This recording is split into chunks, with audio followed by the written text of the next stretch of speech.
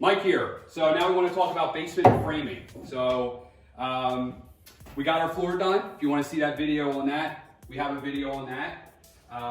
But our walls were built directly on top of our floor.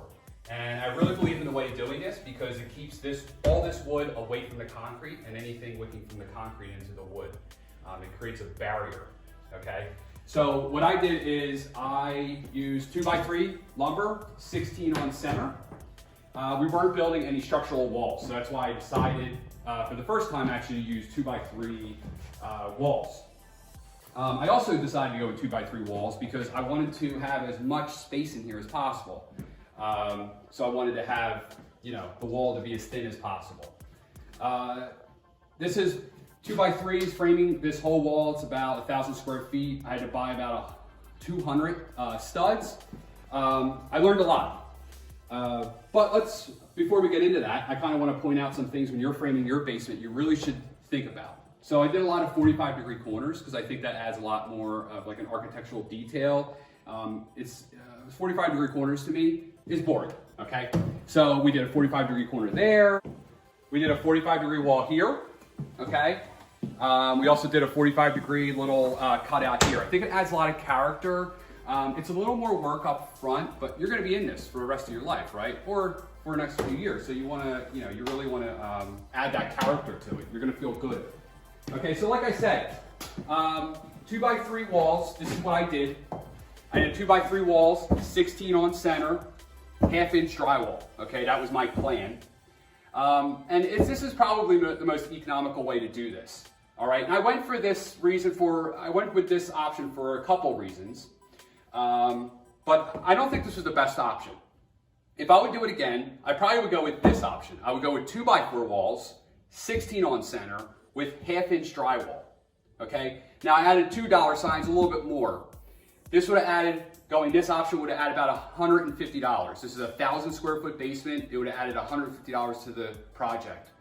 These 2x3s were terrible to work with. They were they would twist up on me constantly. It took me forever to find them, to find straight ones. 2x4s would have been a lot easier, honestly. I wouldn't have spent probably an entire day straightening all these walls after they all twisted up. So I think this would have been a better option, honestly. If I was doing it again, I would do 2x4 walls, 16 on center with 1/2-inch drywall. There's another option you have, which is 2x4 walls, 24 on centers, but then you got to jump up to 5/8 drywall. I wouldn't probably recommend this because the 5-inch drywall, first of all, is going to be a lot heavier. It's going to be more expensive. And you can't buy the mold resistance drywall in 5/8. You can only buy it in 1/2-inch.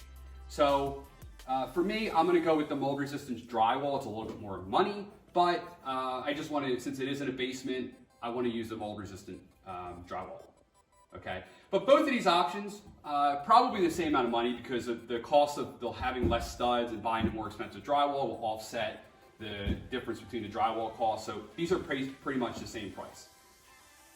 The other option you have also is metal studs. Metal studs is probably the most expensive way to do it. You have to do it 16 on center. You could do 1/2-inch or you could do 5/8 drywall. Again, if you want to get the mold resistant drywall, which I would recommend in a basement, you're going to have to do 1/2-inch. A lot of people go with this option. I hear a lot of conversation about it where, hey, if you have a flood, metal's better. If you have a flood, you're gutting this place anyway. So to go with it just purely on that, I don't think that's the best thought process, but it's not a bad thought process. I would never tell anyone not to do metal. I think you should put more energy into keeping the water out of your basement and keeping your house maintained so you don't have a flood. And adding sensors and things like that to make sure you don't have water coming into your basement. Because you have a lot of wood down here, furniture, you have all kinds of things. So put your energy into making sure you don't have a flood. That's what I would do, but not a bad option. Okay, so to recap, 2x4s, 16 on center, 1/2-inch drywall, the way I'd recommend with the mold tough, mold resistant drywall. Okay, if you have any questions, please leave a comment for me. I'd like to, talk about this stuff. I'm kind of a nerd on this. I like this stuff. Please like this video if you thought it was helpful. Please subscribe, that'll help me. And again, the comments will really help me understand how people think about this video and help me create other content. So thank you.